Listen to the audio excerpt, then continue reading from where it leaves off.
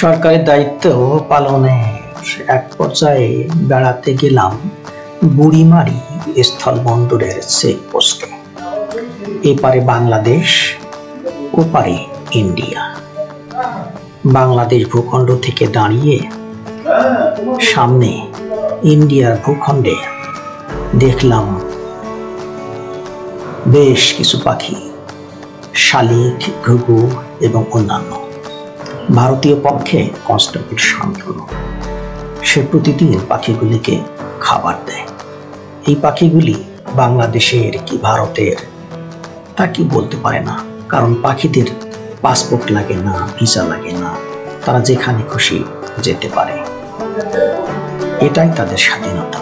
সামনে যে পথটা দেখতে পাচ্ছি এটা চলে যাচ্ছে ভারতের মধ্য দিয়ে ভুটান কিংবা নেপাল।